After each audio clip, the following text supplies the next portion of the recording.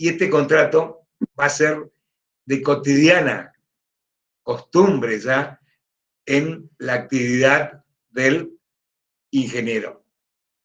En el marco de los artículos 1 y 2 del Código Civil que tratamos en las clases anteriores, el artículo 1 dice fuente y aplicación del derecho.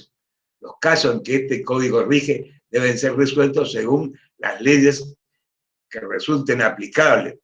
Por eso que vamos a ir analizando todo el articulado de la obra y servicio. Y el artículo 2 se refiere a la interpretación. La ley debe ser interpretada teniendo en cuenta sus palabras, sus finalidades. Por eso que hacemos los trabajos prácticos de la interpretación que ustedes hacen, porque el código está redactado en palabras de fácil comprensión.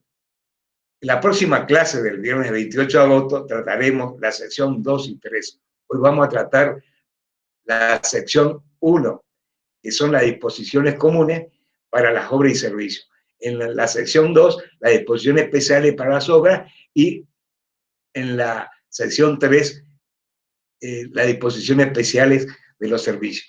En la clase del 4 de septiembre, relacionado con los artículos 1251 a 1279, evaluaremos a los alumnos. Entonces, seguidamente, en el Código Civil y Comercial de la Nación, que está vigente desde el 1 de agosto de 2015, en el capítulo 6, trata las obras y los servicios, que está dividido en 3 secciones. La primera sección son las disposiciones comunes a las obras y a los servicios.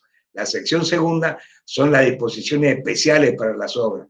Y la sección tercera son las normas especiales para los servicios. Hoy vamos a tratar la sección primera. Cuando tengan alguna duda, estoy a la disposición. El objetivo es que ustedes comprendan. Por eso estructuramos la clase en base al texto de la ley y que ustedes pueden ampliar con los libros que están en el aula virtual. El artículo, vamos a tratar hoy, como dijimos, la sección primera, que son las disposiciones comunes a las obras y los servicios. El artículo 1251 trata la definición. El artículo 1252, la calificación de los contratos. El artículo 1253, los medios utilizados. El artículo 1254, la cooperación de terceros. El artículo 1255, el precio. El artículo 1256, la obligación del contratista y del prestador. En el 1257, la obligación del comitente. En el 1258, los riesgos de la contratación. En el 1259, muerte del comitente. En el 1260, la muerte del contratista o prestador, y en 1261, el desistimiento. Bueno, entonces,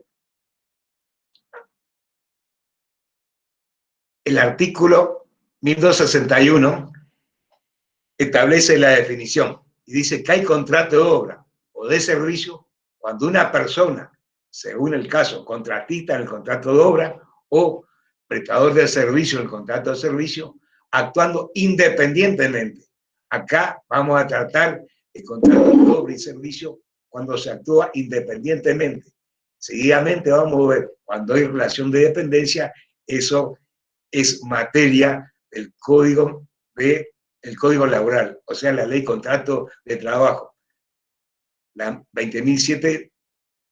Bueno, entonces es cuando una persona, que es el contratista o el prestador de servicio, actuando independientemente, se obliga a favor de la otra, llamado comitente, a realizar una obra material o intelectual o a proveer un servicio mediante una retribución. Es decir, que el contratista o el prestador de servicio se obliga a realizar una obra o a proveer un servicio. Esa obra puede ser material o intelectual, mediante una contraprestación, que es una retribución. Yo siempre soy el comitente y ustedes son los contratistas. Entonces yo, así de sencillo, hay contrato de obra de servicio cuando una persona se obliga independientemente a realizar una obra material o intelectual o a proveer un servicio mediante una contraprestación que es la retribución. El contrato es gratuito si las partes así lo pactan o cuando las circunstancias del caso pueden presumirse la intención de beneficiar. Bueno, entonces quedó claro que hay contrato de obra o de servicio cuando una persona, según el caso, contratista en el contrato de relación de obra o prestador de servicio en el contrato de servicio, siempre actuando independientemente, se obliga a favor de la otra, llamada comitente, a realizar una obra material o intelectual o a proveer un servicio mediante una contraprestación que es la retribución.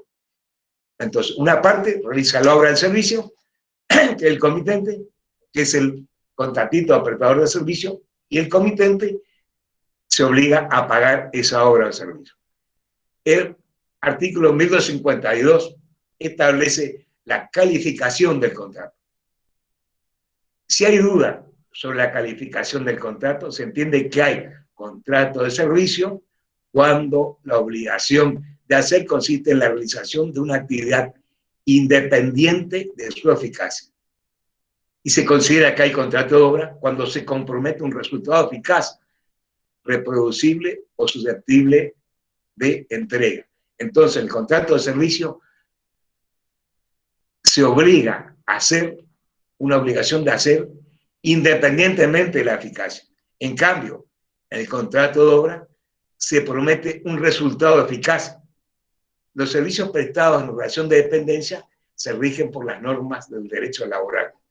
¿Por qué? Porque estamos hablando acá del contrato de obra y de servicio que se actúa independientemente. Las disposiciones de este capítulo se integran con las reglas específicas que resulten aplicables a los servicios de obra especialmente regulados. El 1253 establece los medios utilizados. A falta de ajuste sobre el modo de hacer la obra, el contratista o prestador de servicio elige libremente los medios de ejecución del contrato. Es decir, cuando no se estipuló en el contrato la forma o el modo de hacer la obra, es a elección de ustedes, el prestador de servicio o el contratista, ¿qué cosa? La libre elección de los medios de ejecución del contrato. Es decir, bueno, estamos ubicándonos, ¿no es cierto?, en forma general en este contexto de las normas comunes al contrato de obra y servicio. El 1254 establece la cooperación de terceros. El contratista o prestador de servicio puede valerse de terceros para ejecutar el servicio, excepto que lo estipulado o la índole de la obligación resulte de que fue elegido por sus cualidades para realizar personalmente en todo o en parte. En cualquier caso, conserva la dirección y responsabilidad de la ejecución. ¿Esto qué quiere decir? Que hoy, más que nunca, ¿no es cierto?, las obras son muy complejas y se puede establecer la cooperación de terceros mediante generalmente subcontrato. O sea, la regla general es que se puede establecer la subcontratación. Solamente cuando el contrato establece que no se puede ceder el contrato ni se puede subcontratar, estaría prohibido la subcontratación o la cesión del contrato. O cuando surge de la índole de, o sea, la que se llama cualidades personales del contratista o el prestador de servicio. Pero siempre, por más que se subcontrate, el contratista conserva la dirección y la responsabilidad de la ejecución. O sea, ustedes subcontratan para hacer, ustedes están haciendo una construcción de una casa y tienen un contrato llave en mano. Y entonces ustedes contratan un electricista y se quema la casa por fallas en la electricidad. Ustedes van a ser los responsables de esa ejecución. El precio. O sea, es muy importante, porque la contraprestación, usted tiene que hacer la obra intelectual o material o la prestación del servicio, y la contraprestación es el pago del precio. El precio se termina por el contrato. Pues hacemos un contrato de construcción donde establecemos todas las características de la construcción y se establece el precio. 1.000.000 de pesos por realizar esa obra.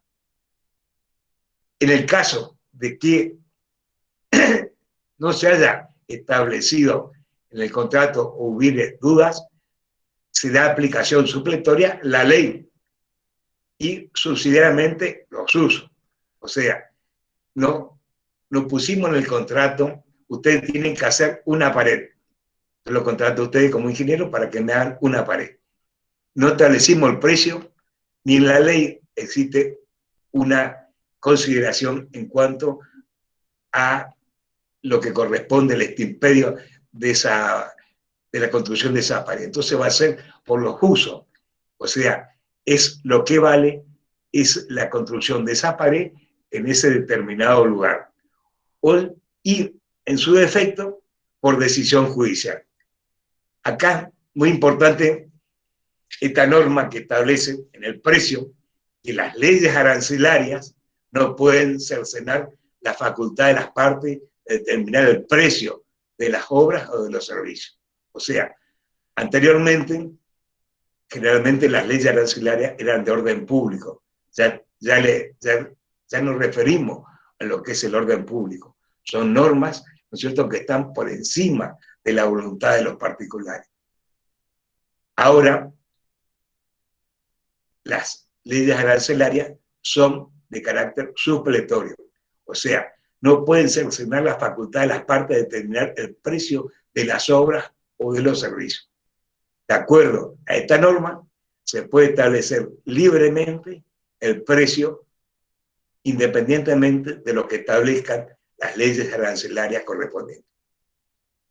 Cuando dicho precio debe ser establecido judicialmente sobre la base de la aplicación de dichas leyes, su determinación debe adecuarse a la labor cumplida por el prestador. O sea, el juez va a ajustar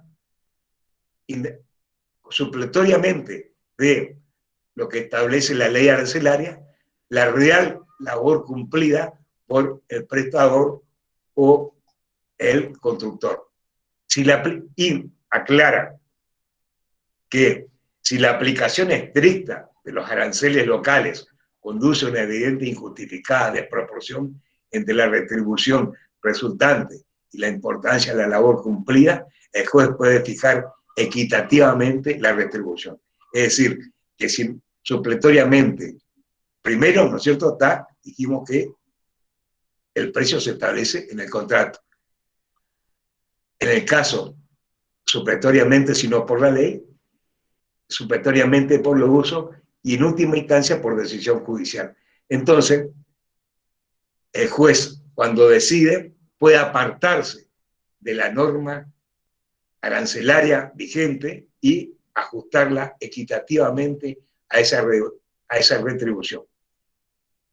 Si la obra o servicio se ha contratado por un precio global o por una unidad de medida, ninguna de las partes puede pretender la modificación del precio total o de la unidad de medida, respectivamente, con fundamento en que la obra, el servicio o la unidad exigen menos o más trabajo en su costo.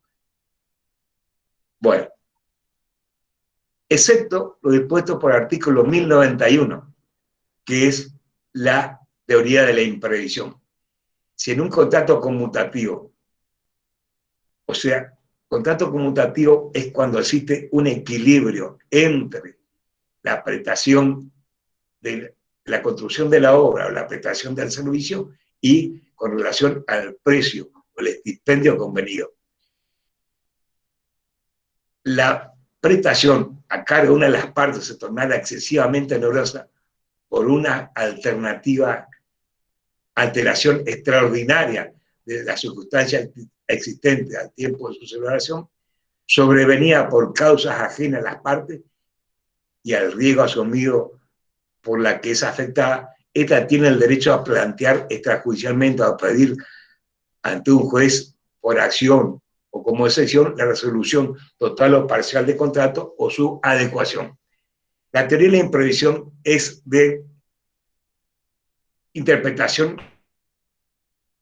restrictiva, o sea, porque los contratos deben celebrarse, interpretarse y ejecutarse de buena fe, ya vimos, y de acuerdo a lo que verosímilmente las partes entendieron o pudieron entender, obrando con cuidado y con previsión. La ley no ampara la torpeza. Seguidamente están las obligaciones del contratista y del prestador. El contratista o prestador de servicio está obligado a ejecutar el contrato conforme a las previsiones contractuales, o sea, de acuerdo a lo que convenimos contractualmente. Y esto es muy importante, lo que sigue, porque esto está vinculado con la responsabilidad profesional, que es el fin que perseguimos destacar, ¿no es cierto?, en estos conocimientos del estudio del contrato de obra y servicio.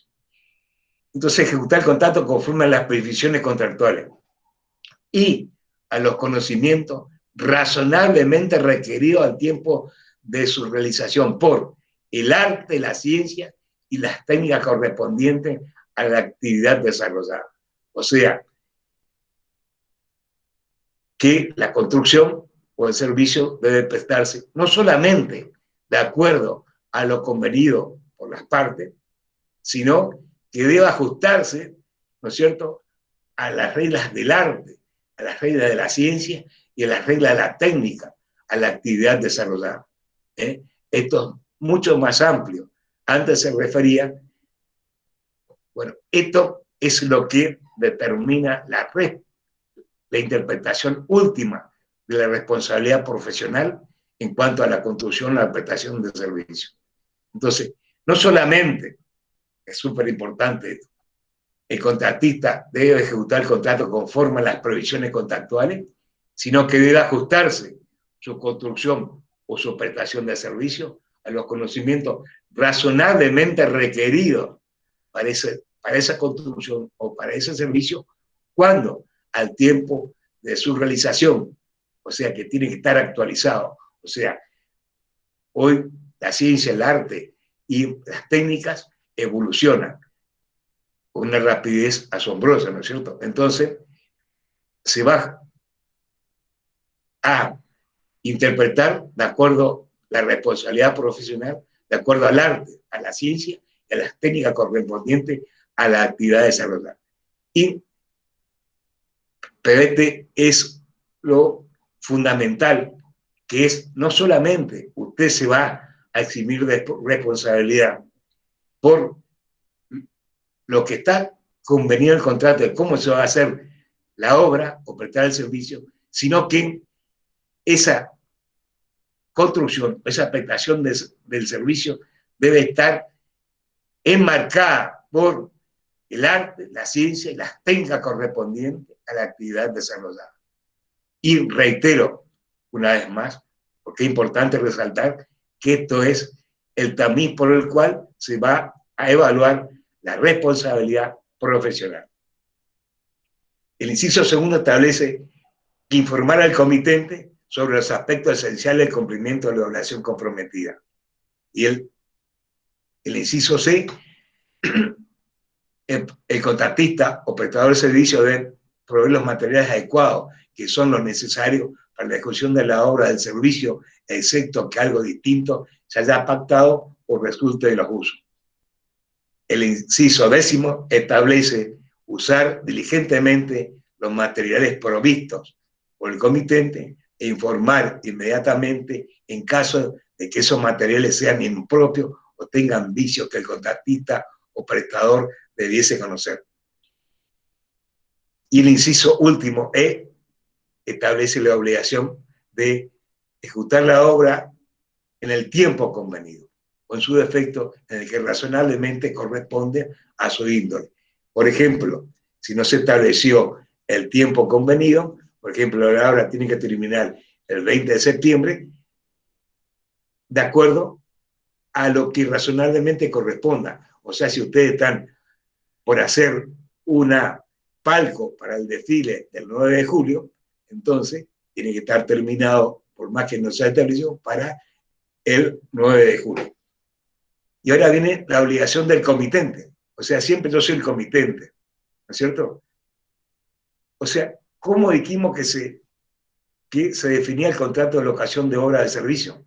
Cuando una de las partes se obliga a realizar una obra o prestar un servicio, esa obra puede ser material intelectual, y el comitente se obliga a la contraprestación del pago. Entonces, la fundamental obligación del comitente es pagar la retribución de acuerdo a lo convenido. Y el inciso B establece proporcionar al contratista o al prestador la colaboración necesaria conforme a las características de la obra o del servicio. Y la última, recibir la obra que fue ejecutada conforme a lo dispuesto para el anterior artículo 1256. Es decir, que reiteramos que en 1256, el inciso A, no solamente el constructor o prestador de servicios debe ejecutar de acuerdo a lo que convenimos en el contrato, sino que se tiene que ajustar en el arte, la ciencia y las técnicas correspondientes a la actividad desarrollada. Bueno, y el artículo 1258 establece los riesgos de la contratación. Si los bienes necesarios para la ejecución de la obra o del servicio perecen por fuerza mayor, la pérdida soporta la parte que debe proveerlo. Por eso es muy importante cuando se conviene en un contrato quién debe proveer los bienes necesarios para la construcción de esa obra o la prestación del servicio, tener en cuenta que si por fuerza mayor se perecen esos bienes, va a soportar la pérdida quien deba proveerlo. O sea, que si ustedes deben proveer en la construcción los materiales, viene un huracán, que sería una fuerza mayor, y destruye la obra, ustedes son los que soportan la pérdida. En cambio, si yo, comitente, tengo que proveer los materiales, viene el huracán y destruye los bienes necesarios para la construcción de la obra de servicio, soy yo el que soporta la pérdida de esos materiales. Después, el artículo 1259 contempla la muerte del comitente. Yo soy el comitente. ¿Cuál es la obligación del comitente? Pagar el servicio fundamentalmente. Como dijimos, así de simple el contrato de obra o servicio.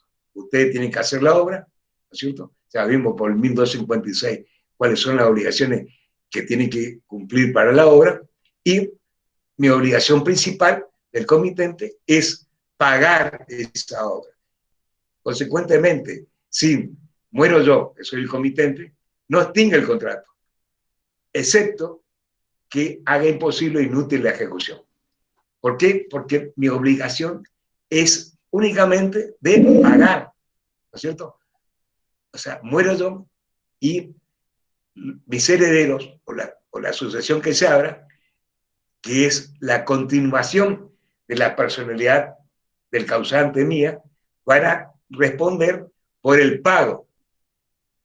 En cambio, en el 1260 establece la muerte del contratista o prestador de servicio. La muerte del contratista o prestador extingue el contrato, excepto que el comitente acuerde continuarlo con los herederos de aquel. En el caso de que se extinga, o sea, ustedes son los contratistas o el prestador de servicio, ustedes mueren, entonces se extingue automáticamente el contrato, con la excepción de que yo puedo, es una facultad mía del comitente, continuar con los herederos de ustedes. Y en caso de extinción, yo, comitente, debo pagar solamente el costo de los materiales aprovechados y el valor de la parte realizada en proporción al total. Nada más. No existe ninguna otra tipo de indemnización ni costo alguno. Entonces, en definitiva, la muerte del comitente no extingue el contrato. ¿Por qué? Porque mi obligación, la obligación del comitente es solamente pagar. Y en ese caso va a ser mis sucesores, que son la continuación de la personalidad del causante. En cambio, la muerte del contratista del prestador extingue automáticamente el contrato, con la facultad que tiene el comitente de poder continuar con los herederos. Es una facultad del comitente. Y en caso de la extinción del contrato, solamente debo pagar el costo de los materiales aprovechables y el valor de la parte realizada, única y exclusivamente. Y en el artículo 1261 es una norma especial, es el desistimiento unilateral. El comitente puede desistir del contrato por su sola voluntad, aunque la ejecución haya comenzado, pero debe indemnizar al prestador todos los gastos y trabajos realizados y la utilidad que hubiese podido obtener. Esto es una facultad que tiene solamente el comitente. O sea, el prestador de servicio, el constructor, no tiene esa facultad. Ustedes están obligados a concluir el contrato. Pero en cambio, este artículo, permiso,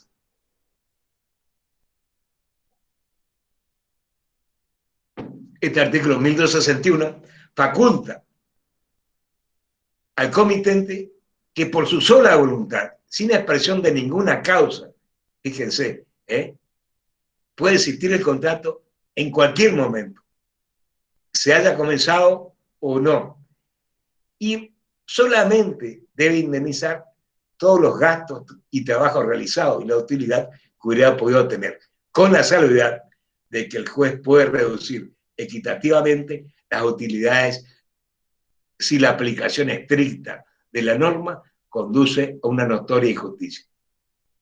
Bueno, este es un artículo que también se utiliza, ¿no es cierto?, en la estrategia del contrato de locación de obra o servicio. ¿Por qué? Porque siempre se tiene que tener en cuenta el contratista o el prestador de servicio que en cualquier momento, por su sola voluntad, sin expresión de ninguna causa, el comitente puede desistir y pagando solamente los gastos, los trabajos realizados y las utilidades que hubiera podido obtenerse, o sea, total de utilidades. Pero el juez puede reducir equitativamente sin la aplicación estricta de la norma, conduce a una notoria injusticia. Esto es muy importante porque en la estrategia de la negociación del contrato se tiene que tener en cuenta esta facultad exclusiva, como dijimos, del comitente. Reitero, por su importancia, que el constructor o prestador de servicio no tiene esa facultad, está obligado a cumplir. Bueno, quisimos expresar, ¿no es cierto?, como dice el artículo primero, que la fuente y aplicación de los casos que el código rige deben ser resueltos según las leyes que resulten aplicables. Y estas son las normas aplicables al contrato de obra y servicio. Por eso analizamos la letra y porque la interpretación, de acuerdo al artículo 2, tiene que ser teniendo en cuenta sus palabras y sus finalidades. Bueno, está en el aula virtual, adjuntamos, ¿no es cierto?, para que ustedes puedan ver y estoy a disposición de ustedes analizar todos estos textos. En la próxima clase vamos a analizar la sección segunda y tercera, que son las disposiciones especiales del contrato de obra y de servicio. Y en la siguiente, como dice ahí la introducción, vamos a evaluar estos conocimientos. Estoy abierto y dispuesto a cualquier consulta.